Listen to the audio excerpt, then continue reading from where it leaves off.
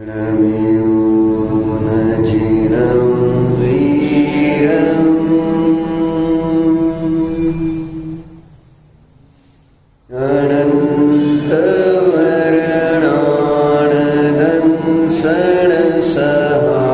अनन्तवर्णानदंसणसहावम् उच्छामिळीयमसारम्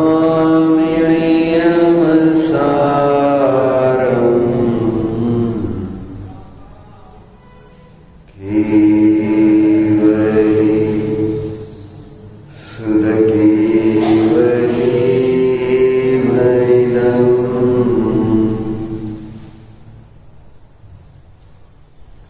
त्वयि सति परमात्मन् मादृशान् मोहमुग्धान् कथमतन्वशत्वान् बुद्धकेशान्यजेहम् सुगतमगधरं वा वागधीशं शिवं वा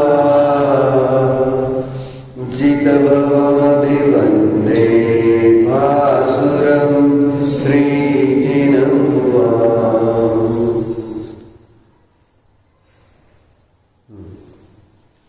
कुंदकुंदाचार्य रचित नियमसा श्री पद्मप्रभु लहरीदेव रचित तात्पर्यवृत्ती टीका त्याचं मंगलाचरण चाललं. मंगलाचरण करताना पद्मप्रभू लहरीदेव काय म्हणते? त्वयि सती परमात्मन, हे परमात्मा, तुझा सद्भाव असताना, सती सप्तमी, तुझा सद्भाव असताना, आपण असताना काय म्हणते?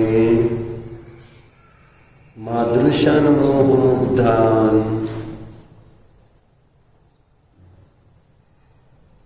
कथम यजेहम, माझ्यासारख्या मोही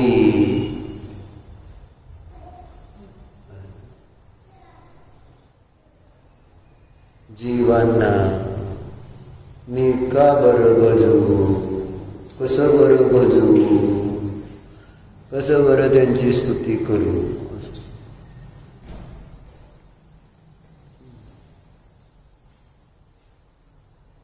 कारण स्तुती कोणाची करायची चालली?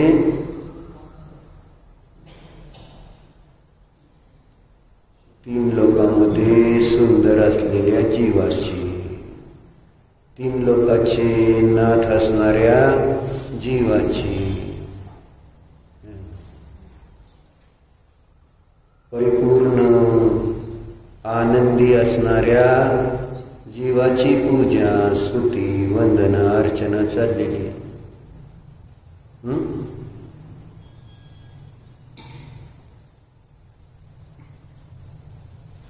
मग अशा जीवाची स्तुती केली जात असताना तिथं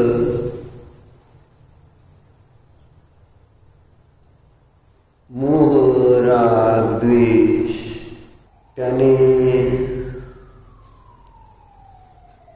युक्त जीवाची स्तुती काय करते? विसंवादाला उत्पन्न करते.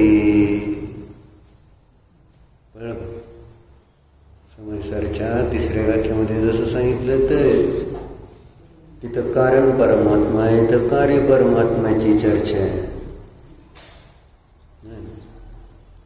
व्यवहाराने कार्य परमात्मा आहे, निश्चयाने कारण परमात्मा.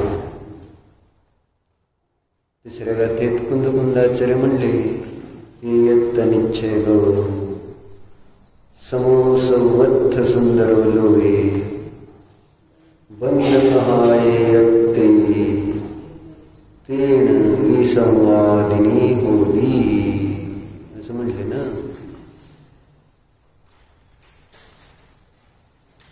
काय सांगितलं त्याच्यामध्ये? यत्तनिच्छे परिच्छय गौ ध्रुवा कुठं आहे? काय सांगते सांग? परीक्षा आहे म्हणून टेन्शन आहे का? काय सांगत तुझ्यासाठी सांगत नव्हतं बोलते. असंच सुरुवातीला मी असंच काहीतरी सांगत असतो. असं बरोबर आहे का? काय सांगतं नेमकी? एकत्व निश्चयाला प्राप्त. सुंदर कोण आहे हे सांगते, आणि त्या सुंदरतेमध्ये बाधा कोणत्या कारणाने येते हे कुंदकुंदाचार्याने सांगितलं. तीच गोष्ट इथं पद्मप्रभू मल्हारी देवाने भगवंतांची स्तुती करताना सांगितली. का चेतनची समानच आहे का दोन्ही?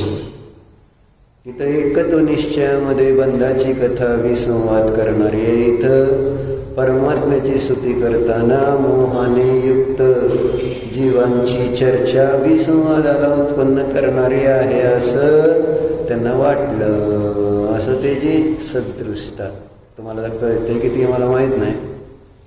बरोबर आहे डॉक्टर? काहीतरी सांगताय, काहीतरी सांगताय, असू द्या, काहीतरी असू द्या, निदान कानावर शब्द जर पडू दे. काहीतरी जरी असलं तरी चालतंय, पण ऐकताय हेच बरं आहे.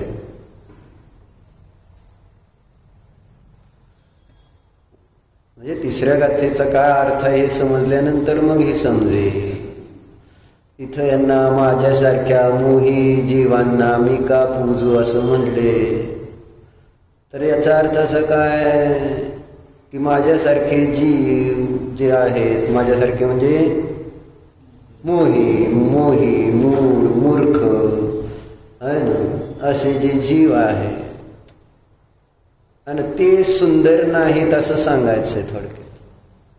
परमात्मा सुंदर असतात, मोही जन सुंदर नसतात. चेतनजी बरोबर आहे. हे त्यांना पटवून द्यायचं ना.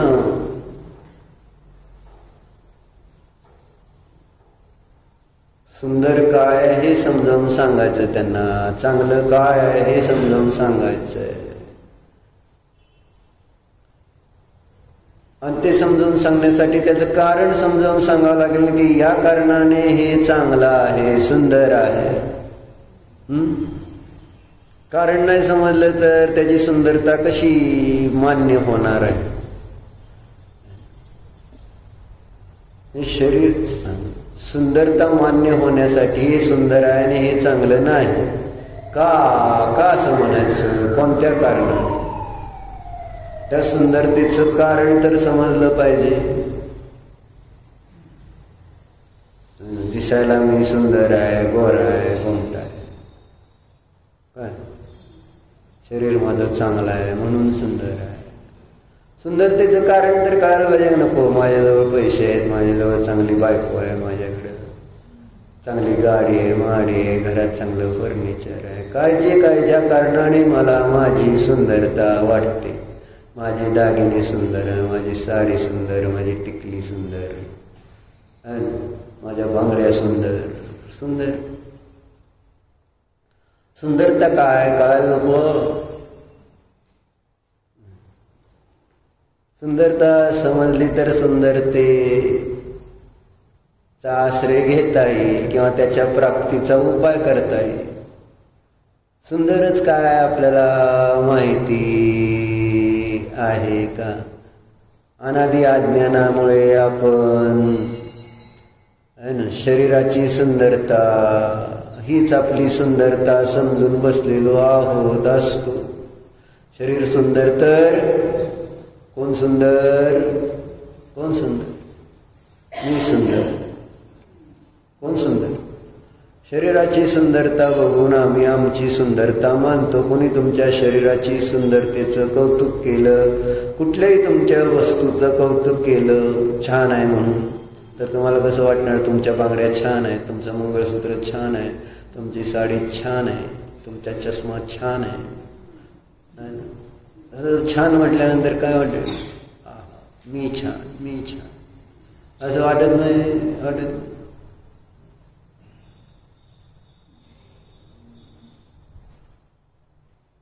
असं कशामुळे होतंय? आपल्याला सुंदरतेचं स्वरूपच माहिती नाही. आपण बघितलंय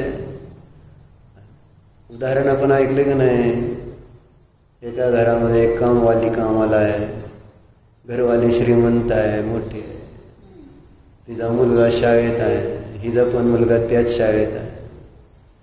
काय न योगायोगाने एक दिवस ड्रायव्हर आला नाही मुलाला आणायला त्या मालकणीचा, म्हणून त्या मुलकर्णीला कामवालीला सांगितलं, जा शाळेतनं माझ्या मुलाला घेऊन ये. आता नवीन आहे ती कामाला आलेली. तिने विचारलं, तुमच्या मुलाला ओळखायचं कसं? काय ओळखायचं कसं? मग आईने त्या मालकीने काय सांगितलं, शाळेत जो सर्वात सुंदर आहे तो माझा मुलगा आहे. दीपक कोण सुंदर? शाळेत जो सगळ्यात सुंदर आहे तो माझा मुलगा. मुलाचं लक्षण केलं, जा म्हटले आण जात. बर गेली आणि मग बऱ्याच वेळानंतर आली घरी, पण पोरगा तिचा बरोबर नव्हता मालकिनीचा. कुठं आहे पोरगा? तिच्याबरोबर कोण होतं? तिचा पोरगा होता. मुलकरण कामवालीचा पोरगा होता. हे काय पोरगा? मी तुला काय सांगितलं लक्षण? सुंदर. आणि ती पोरगा कसा होता? कामवालीला काळा होता, शेंबडा होता, साधारण होता. पण कामवालीला कोण सुंदर? तिचा मुलगाच तिला सुंदर. जसा आहे तसा तोच सुंदर वाटला. जसं आम्हाला प्रत्येकाला जसा चेहरा मिळालाय तो प्रत्येकाला सुंदर वाटतोय का? कोणाचा चेहरा सुंदर आहे तर सगळ्यात बसल्यामध्ये? अस्मिता ताई तुमचं आहे का नाही? कोणाचा सुंदर आहे सांगा आता. म्हणजे काय म्हणतात, मिसेस नातेपुते, म्हणजे ते मिस वर्ल्ड असे काय स्पर्धा असतात का नाही? तसं इथलं काढायचं काय? समितात आहे कोण सुंदर? तुम्ही गोर आहे म्हणून तुम्ही सुंदर आहे का नाही? सुंदरताच लक्षण काय? अडचण ही लक्षण नाही समजलं तर ध्रुव काय होणार? ज्याच्या डोक्यावर केस असते ती सुंदर असतो का नाही? चेतन सुंदर आहे का तू सुंदर आहे सांगा? चेतनजी सुंदर दिसतेत का तू?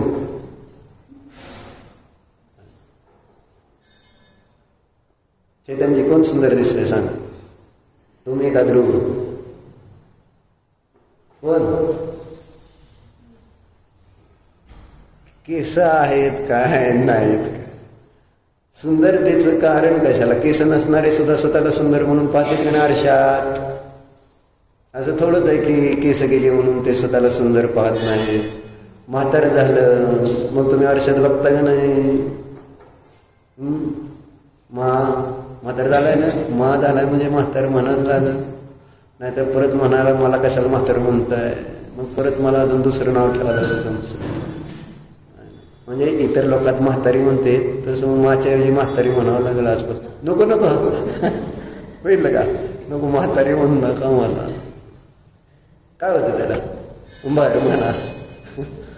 हे पहिल्यांदा त्याच्याबद्दलची प्रतिक्रिया काय? म्हातारी म्हणायचं नाही, म्हणू दे का नेले मग की म्हातारी म्हणा. आता काय नाही म्हटलं तर परत अजून जास्त म्हणचाल.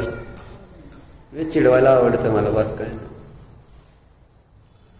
शरीर वृद्ध झालं म्हणून आम्ही स्वतःला आरशात पाहताना कुरूप म्हणून पाहतोय का? आपलं तरुण वयातला फोटो, लहानपणीचे फोटो त्याची तुलना करून आपल्याला स्पष्ट कळतंय की तसा आता मी नाही, तसा मी नाही, जसा पूर्वी दिसत होतो तसा दिसत नाही. दीपक काय लग्नाचे फोटो काढून बघ एकदा आज जाऊन घरी. त्यावेळेसारखं दिसतोय का आज? त्याच्यापेक्षा छान दिसतोय. म्हणजे दिवसेंदिवस आपण सुंदर दिसत जातो. अशी एक माझी आपली आपण मनाची कल्पना करत असतो. कारण आपल्याकडे सुंदरतेची परिभाषाच नाही की हे याचं नाव आहे सुंदर. नित्य परिभाषा नाही. सुंदरतेची सगळी अनित्य परिभाषा आहे, बदलणारी परिभाषा आहे ना. देश बदलला, काळ बदलला, आहे ना, रूप बदललं, जसं त्या ठिकाणी पर्याय बदलेल तसं तसं ते मला सुंदर वाटत जातं. पर्याय मूळ जीव स्वतःला सुंदर, डुक्कर स्वतःला सुंदर मानतं का नाही? डुक्कराला वाटते का सुंदर आहे ते? कटोरीत लोळताना ते तोंडाला घाण लागली गे शिशी चूक करायला काय झालं, असं एक डुक्कर आहे, ते घाण समजतं का स्वतःला? नाही. कसं काय? तुला काय माहिती मला सांग, तू नाही म्हणतो करत. जो ज्या पर्यायामध्ये जातो त्या पर्यायाला आपलं मानतो, मी मानतो, माझं मानतो, म्हणजे त्याचा अर्थ मी सुंदर आहे. आणि सुंदरतेचा अर्थ असा, पर्याय मूळ जीव पर्यायामध्ये जे एकत्व करतायत त्याचं कारणच ती पर्याय त्याला सर्वस्व भासित होते, म्हणून त्याला ते पर्याय सुंदर वाटते. ती पर्याय नष्ट झाली तर त्याला दुःख होते. याचा अर्थ काय? कुठली जी पर्याय, विष्ठेतल्या किड्याला सुद्धा ती विष्ठेतली पर्याय सुंदर वाटत नव्हती का? चांगले मारू नका मला, घाण वाटत होती का? सुंदर नाही म्हटल्यापेक्षा घाण वाटत होती का? घाण नाही म्हटली म्हणजे सुंदर, घाणच्या विरुद्ध सुंदर असतं. आणि जी पर्याय मिळाली ती जरी असुची आहे, अपवित्र आहे, पण तरी सुद्धा ती पर्याय असुची वाटत नाही. त्याचा अर्थ ती पर्याय सुंदर त्या जीवासाठी. आमच्या सगळ्यांची मान्यता कशी आहे? कारण जीव माहिती नाही. शरीर, अनित्य शरीर, बदलणारे शरीर, शरीराच्या अवस्था आहे ना प्रति समयाला बदलता आहेत, है ना. दिवसाला नाही, प्रत्येक क्षणाला अवस्था शरीराची वेगवेगळी दिसत आहे. आणि जशी अवस्था दिसते तशी अवस्था माझी चांगलीच मला वाटते. रोगी असला तरी चांगली वाटते, कोडी असला तरी चांगली वाटते, आणि कधी चांगली वाटत नाही मला शरीराची अवस्था. कारण आपल्या बुद्धीमध्ये सुंदरतेचं स्वरूपच माहिती नाही. काय सुंदर कशाला म्हणायचं म्हणून कालचा प्रश्न आपला कोणता होता, आणि त्याच्यावरून आपण दुसऱ्या विषयावर गेलो होतो. बरोबर आहे का नाही? काल काय विचारलं तर नेमती तू दुपारी आली नाही का नाही? झोपली होती काय? का दुकानात बसली होती? झोपली होती. बरं. स्वस्ती कुठे गेली? आज बोलवलं नाही का? गेली कॉलेजला? आलं नाही? येणार ना? आजारी आहे? मग काय झालं? हां, आपला विषय काल चालला होता ना तोच, परमात्मा सुंदर आहे, आत्मा सुंदर आहे. मग सुंदर का आहे? सुंदरता आचार्य जेव्हा सांगतात आत्मा परमात्म्याची, कोणाची सुंदरता सांगितली? परमात्म्याची सुंदरता, आत्म्याची सुंदरता. परंतु इथं म्हटलं ना, जो आम्ही जे आपण दर्शन करून आलो की नाही देवाचं, आला की नाही? तुम्हाला देव सुंदर वाटले का?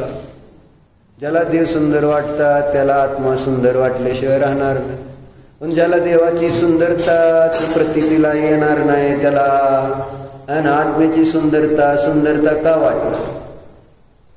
देवदर्शन केलं, देवपूजन पण केलं, देवाच्या गुणांची स्तुती पण केली, म्हणून मला देवच 3 लोकात सुंदर आहेत ज्यांची मी पूजा करतोय असं मला वाटलं का? किती सुंदर आहे.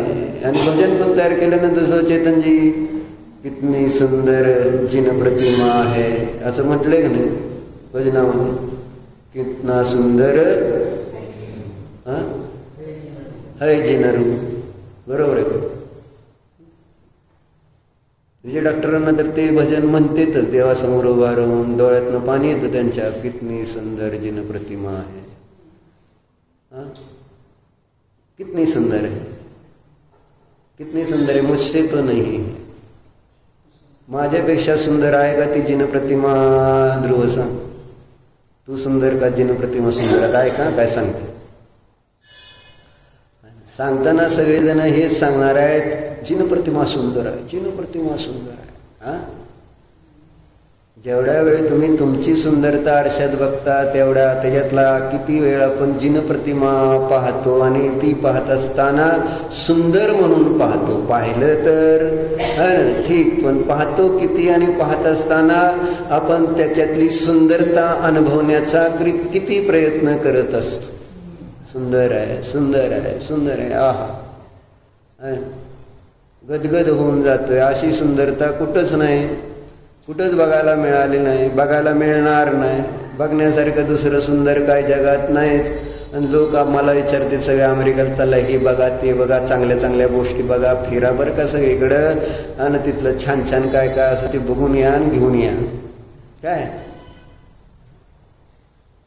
एकदा ज्याने देव बघितला, परमात्मा बघितला, आत्मा बघितला, त्याला परत दुसरं काय बघायची इच्छा होईल का? व्हायला पाहिजे का?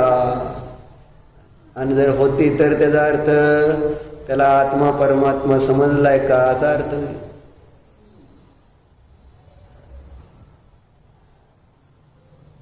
भाग्याने आपल्याला असे देव मिळाले, भाग्य आमचं प्रतिती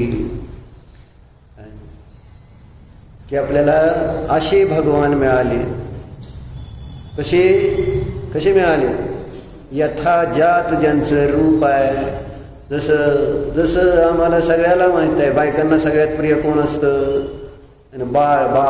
किंवा कोणी असू दे मनुष्य, छोटं बाळ बघितल्यानंतर त्याला हातात घेऊ वाटतं, त्याची पप्पी घेऊ वाटते, त्याचं आहे ना खेळावं असं वाटतं त्याच्याशी.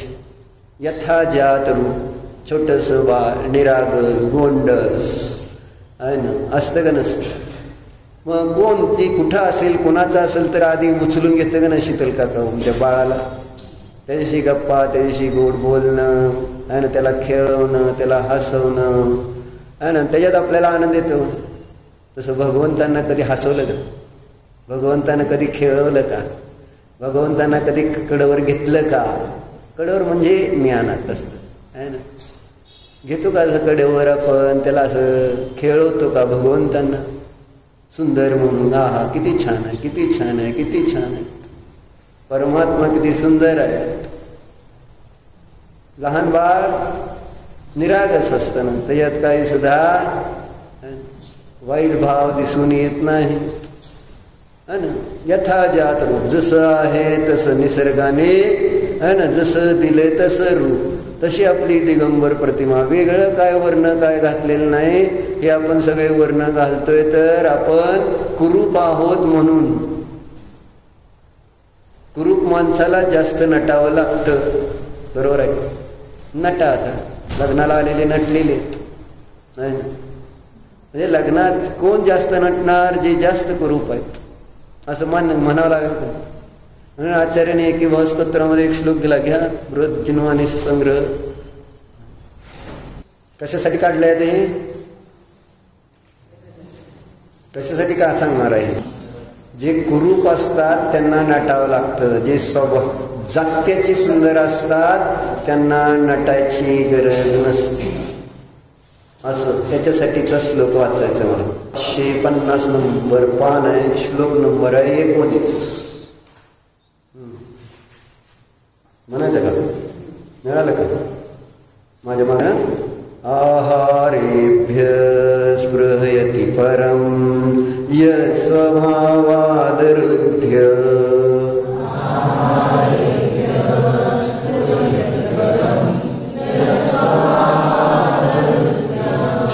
शस्त्रग्राही भवति सततं वैरिणायश्च शक्य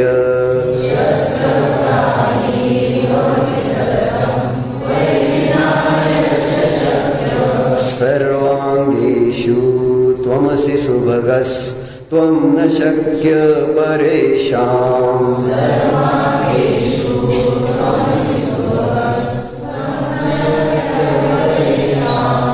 तत्किं भूषा वसनकुसुमै किं च शस्त्रैरुदस्त्रे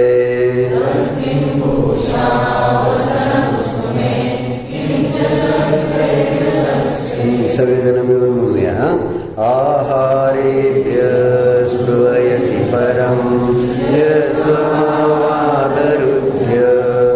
शस्त्रग्राही भवति सततं वैरिणायश्च शक्य सर्वांगेषु त्वमसि सुभगस्त्वं न शक्य परेषाम्.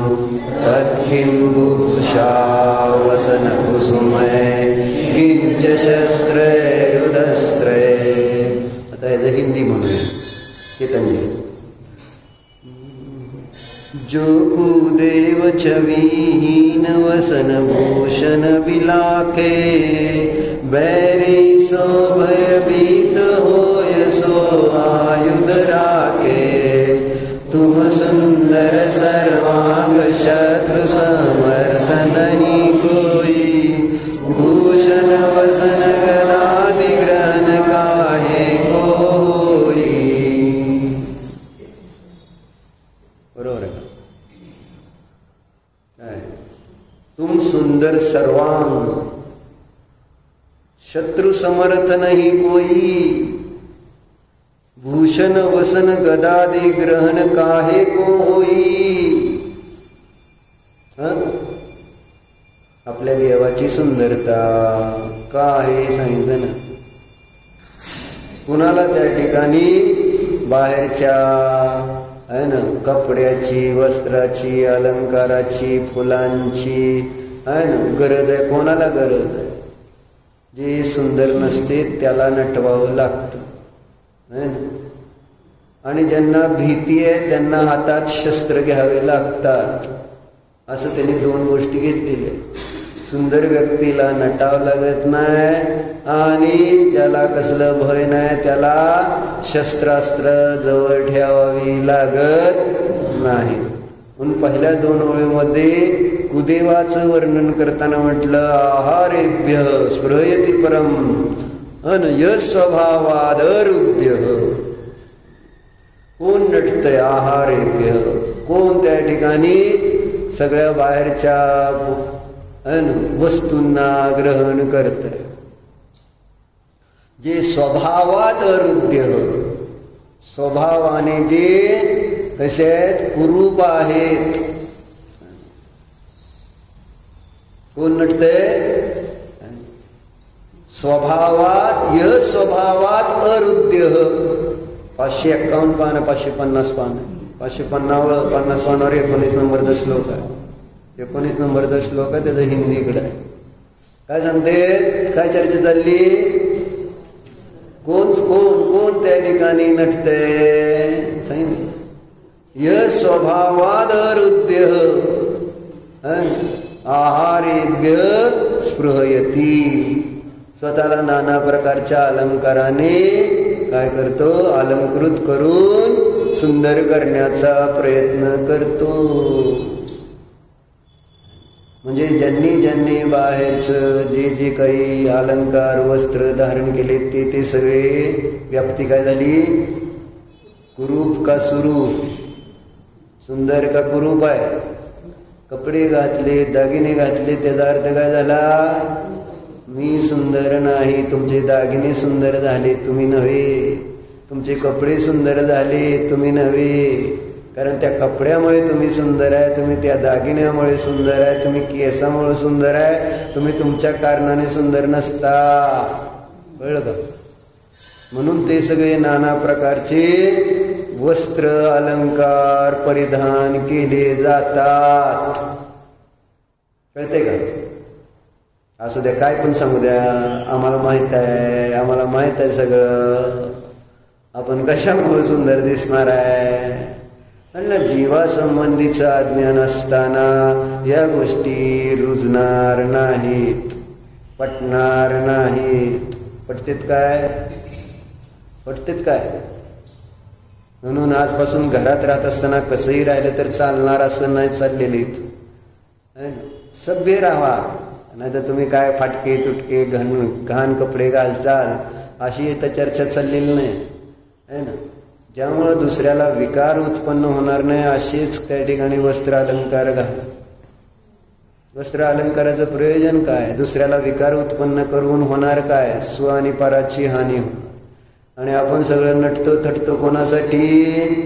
कोणासाठी वस्त्र अलंकार घातले? स्वतःसाठी?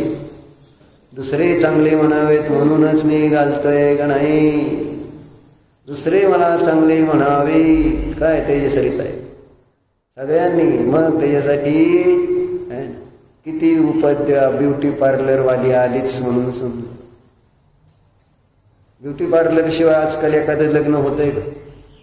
म्हणजे नवरी नाही सांगत मी, नवरी सोडून बाकीचे ज्या कुरवल्या आहे ना. आणि आता आजकाल मा असू दे, नाहीतर काक्या असू देत, नाहीतर भाब्या असू देत, हेच आहेत ना एवढे. कुरवल्या, भाब्या, काक्या आणि मा, बायकांचे एवढेच प्रकार आहेत ना सगळ्यांसाठी. आणि ती नवरी राहिली बाजूला, तिथं तर स्पेशल वेगळंच असतं पॅकेज आहे ना. तुमचं पण पॅकेज असतं नसतं काय? अस्मिता ताई पॅकेज होतं का नव्हतं? नसतं पॅकेज तुमच्या? बरं, चांगलं आहे, वाचलंच. हे नटावं लागतं का नाही सगळ्याला? अगदी साडी घालण्यापासून काय चाललंय काय नाही.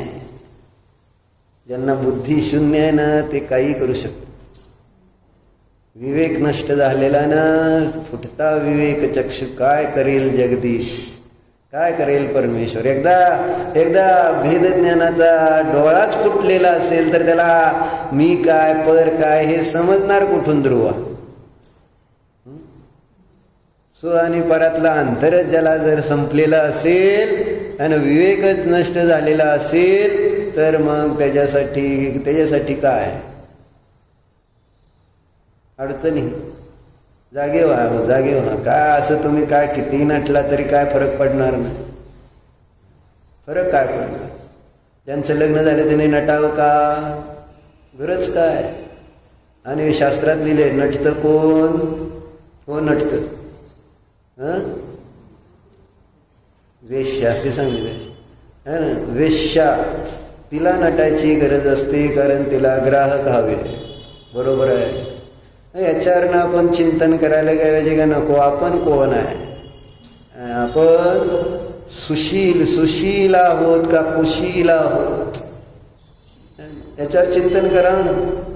नटणं ही सुशीलता आहे का कुशीलता आहे? विचार करायला पाहिजे. आपण आपल्या नवऱ्यापुरतं फायनल आहे भारतीय संस्कृती अनुसार. नवऱ्यानंतर आपल्याला दुसरं कोणी नाही. सगळे भाऊ पिता आहे ना, मुलं हे 3 नाती बाकीच्यांशी असं सांगितलं. अशी व्यवस्था आहे खरं. पण मोबाईल हातात आला विषय संपले.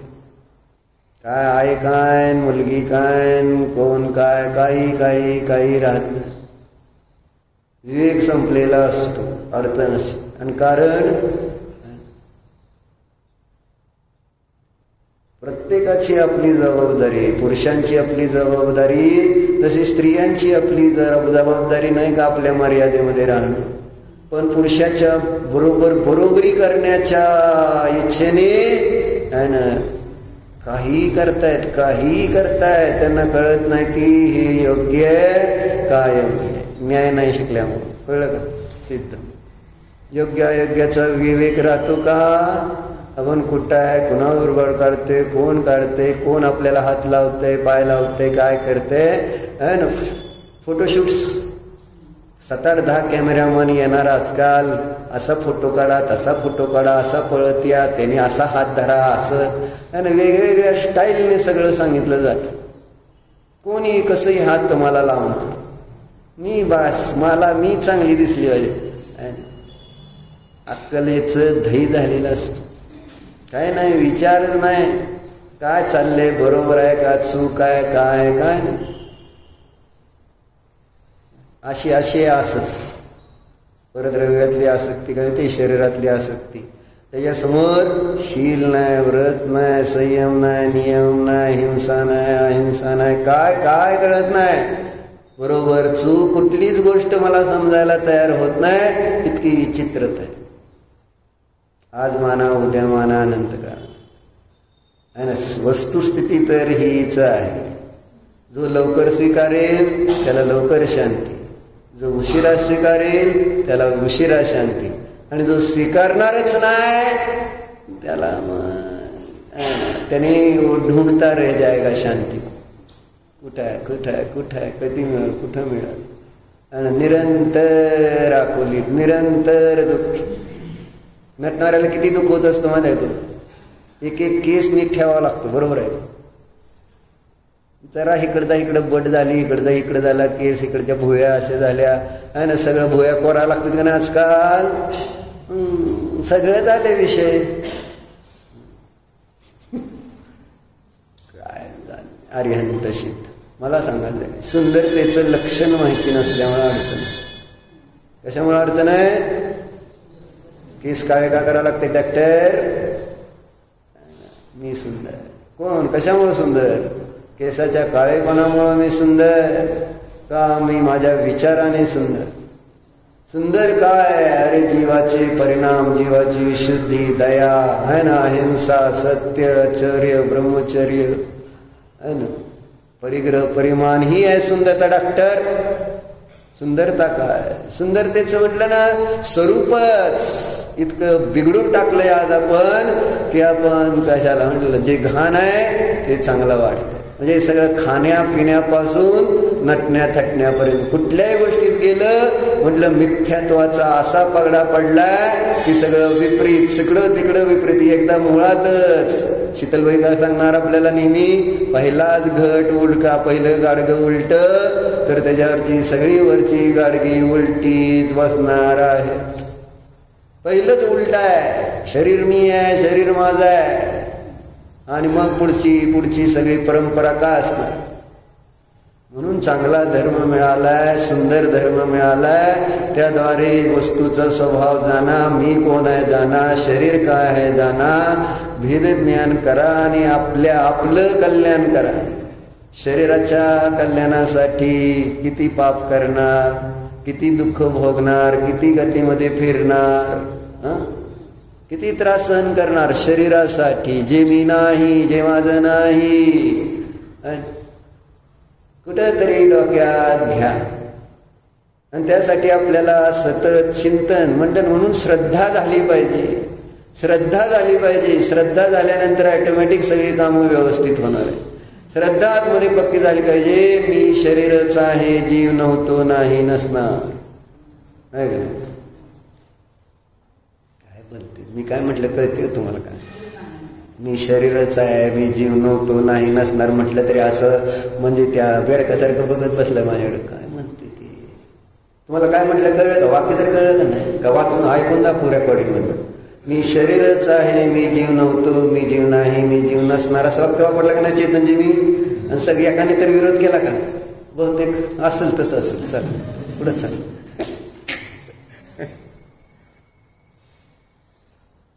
काय करायचं काय अशा लोकांसमोर मला सांगावं लागते ही माझी ट्रॅजेडी आहे. काय करणार काय? ज्यांना कळतंय किती आणि त्यांच्यासमोर बसून त्यांना सांगायचं असं चांगलं असं होतं. परिस्थिती खराब आहे. सगळे व्हेंटिलेटरवर आहे आपण. लक्षात म्हणजे ICU, त्याच्यात परत कसला ICU असतो की नवीन अजून कसला ICU असतं डॉक्टर? त्यापेक्षा भारी ICU पेक्षा अजून एक भारी ICU काढलाय ना. काय म्हणते त्याला? काहीतरी नाव आहे की हाय वेगळं असतं. अजून त्याच्यात स्पेशल ट्रीटमेंट्स असते. ICUची पण पैशानं भागना आहे ना, सलाईननं भागना. आधी अगोदर गोळ्यावर भागत होतं, मग इंजेक्शनवर भागायला लागलं, परत सलाईनवर आलं, ICUवर गेलं, ICUवरनं आता स्पेशल ICUवर गेलं. क्रिटिकल. बरं क्रिटिकल असणार. परिस्थिती भयंकर आहे. आणि त्याच्यात आपण आपल्यालाच आहे ना, त्याच्यातनं बाहेर पडायचं असेल तर आपल्यालाच पुरुषार्थ करावा लागेल. दुसराचा नाही. मी सांगून होणार नाही. मला वाटलं पाहिजे की काय आहे सुंदर, काय संगीता काकी सुंदर काय? प्रतीतीचं शास्त्र. बरोबर आहे का ना? तुमचं शास्त्र काय? 10 सव्वा 10 दिवेध्वनीपेक्षा जास्त होते आहे का नाही? मिनलताय बरोबर आहे का? प्रतीतीचं शास्त्र असल्यावर कुठं असतं तुम्ही? इथं पुढच्या खुर्चीवर असता का नाही? सुंदर असतं तिचं सांगणं, सुंदर असतं. बरोबर आहे. छान सांगते, मला आवडलं एकदम. कॉन्फिडन्स आहे तिचं सांगणं आहे एवढ्या छोट्या वयात आहे ना. 100% कौतुक करणे. कुणाचं? प्रतीतीच. आपलं काय हे चाललंय बरं का. आता प्रतीतीला कुठंच त्या ठिकाणी प्रॉब्लेम नाही आहे. म्हणजे आज एवढ्या छोट्या वयात इतकं चांगलं ज्ञान तिने प्राप्त केलेलं आहे. म्हणजे काय छान छान तत्वार सूत्रातलं देवगतीतलं वर्णन. असं कुठं कोणत्या देवाचं कशा अवस्था असते, स्वर्ग कसे असतील, इतकं सांग. काय कळतंय? काय शब्द वापरलेले सुद्धा मला कळत नाही, मी वाचत नाही. आज ती छोटी मुलगी एक आदर्श आहे माझ्यासाठी खरं बघितलं तर. तेव्हा तिला एवढं जमतंय. आपण कुठं एवढे वर्ष आपण शास्त्र ऐकतोय, वाचतोय, कुठं आहे आपण अजून पक्षपातीच. बरोबर आहे का? सांगितलं माझं होतंय. बदल काय झाला? तिच्यात बदल झालाय. चर्चा कशासाठी चालली? सुंदर काय मिळत आहे? मला दिसलाय तुम्ही म्हणून, किती मान खाली घातली तरी तुम्ही आलेला दिसला होता, त्यासाठी म्हटलं आहे ना. सुंदर कोण आहे?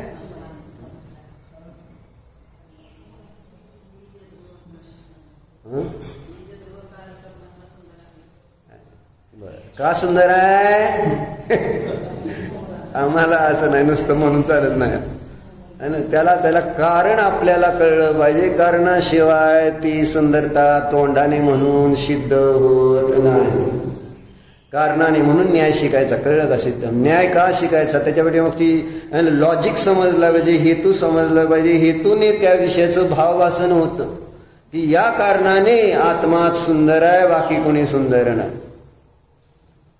अशा पद्धतीने किती जणांनी वाचलं काल समय सारची तिसरी गाथा? सांगा. हा, सांगितलीच नाही तुम्ही वाचायला, तर आम्ही काय वाचायचं? तुम्ही केव्हा सांगितली? काल मी सांगितली तर वाचायला तुम्हाला नाही. फक्त तुम्ही सुरुवातीला प्रश्न विचारला, सुंदराचं लक्षण काय, आणि परत सुखाचं लक्षण सांगितलं. परत सांगितलंच नाही सुखाचं, पण दुःखाचं लक्षण, आकुलतेचं लक्षणातच सगळा वेळ घालवला. आणि मग काय सुंदरतेचं विषय येतं आम्हाला विचार करायचा. बरोबर आहे? तुम्ही निर्दोष आहे, तुम्हाला काही तुमचा दोष नाही. अशी अडचण. चिंतन करा. काय काय इथं सांगतात? काय कोण सुंदर? परमात्मा. जे सुंदर असते त्याला बाहेरच्या परमाणू मात्र देखील अंतरंग आणि बहिरंग परिग्रहाची गरज नाही. आपल्याला सुंदर दिसण्यासाठी अंतरंग परिग्रहाची आवश्यकता असते, माहित आहे? कोणता अंतरंग परिग्रह चेतनजी लागतो सुंदर दिसण्यासाठी? कोणता?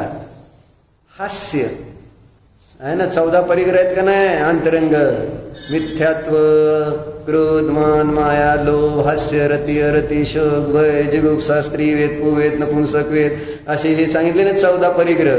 मग फोटो काढताना काय लागतो आपल्याला? हास्य परिग्रहाशिवाय फोटो निघतो का? म्हणजे बहिरंग अंतरंगातला हास्य परिग्रह पाहिजे आणि बहिरंगातला आहे ना सगळ्या प्रकारचा परिग्रह पाहिजे. 10 प्रकारचा परिग्रह. कशासाठी? सुंदरतेसाठी. कानात का घातले तू सांग ध्रुव? सुंदर दिसण्यासाठी घातले का? विचारतोय मी.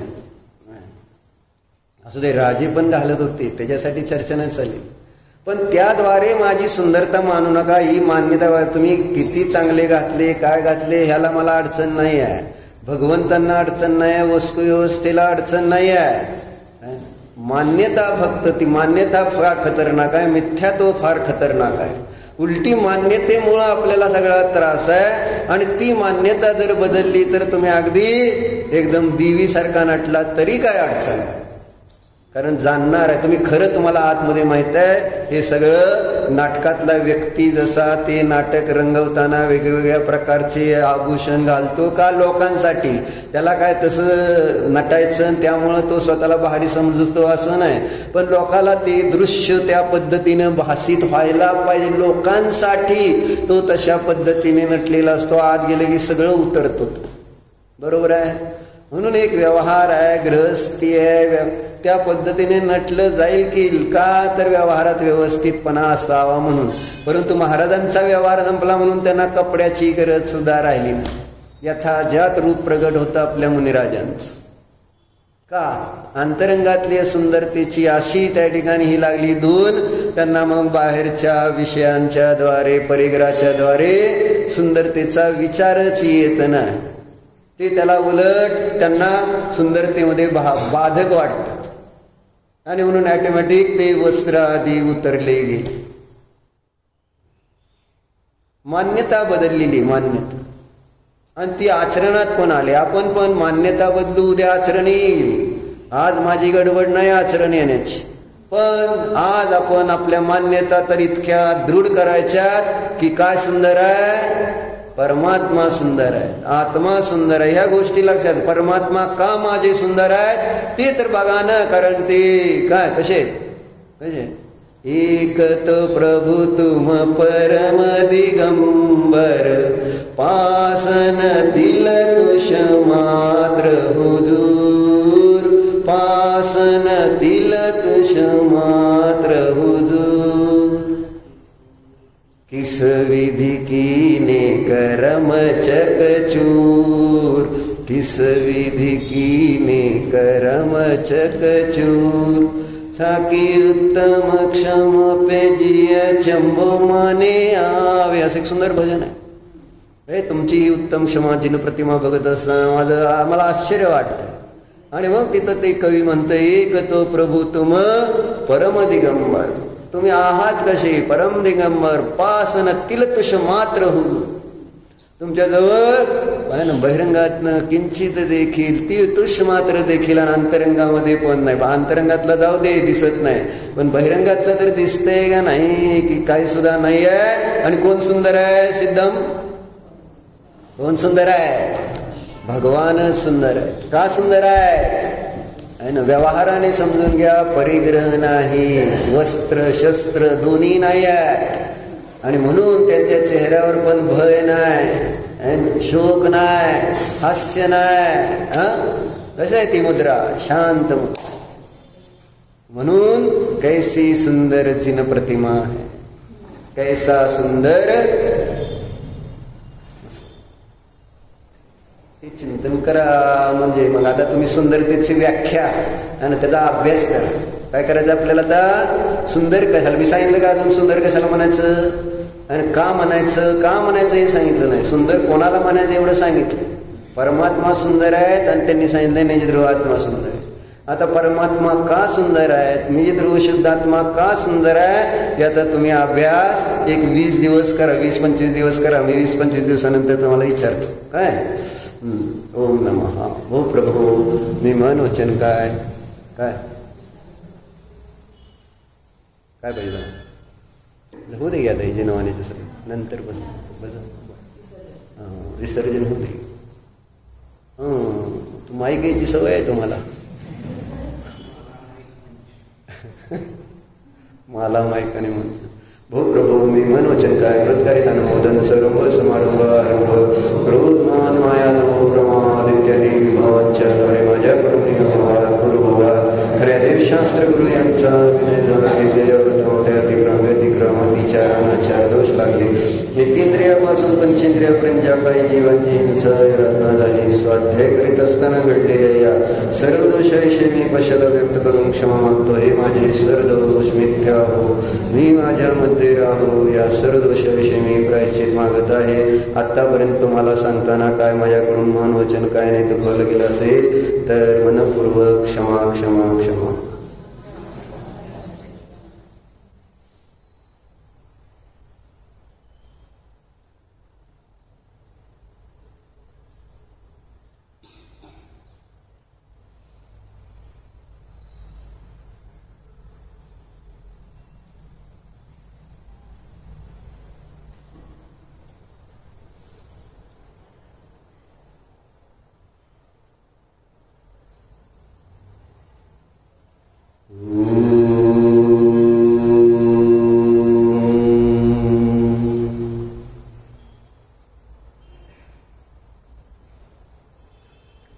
स्वतःचा विचार करा. स्वतःचा विचार करणारा सुंदर आहे. कारण आत्मा मीच 3 लोकांमध्ये सुंदर आहे.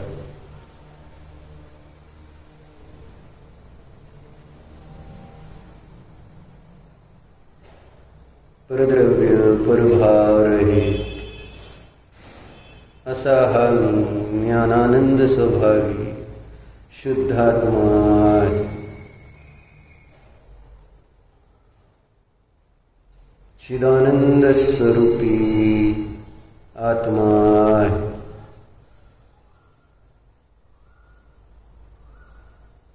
परमानंद स्वरूपी जीव आहे.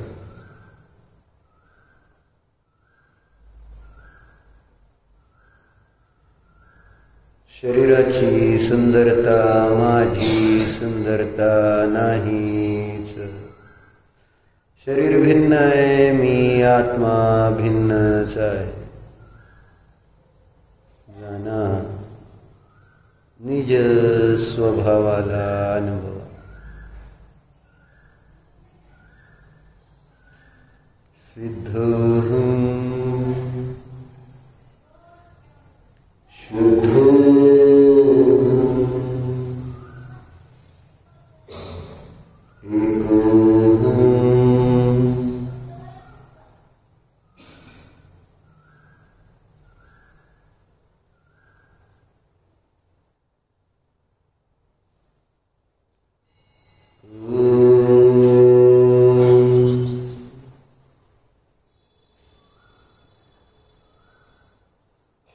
सर्जन.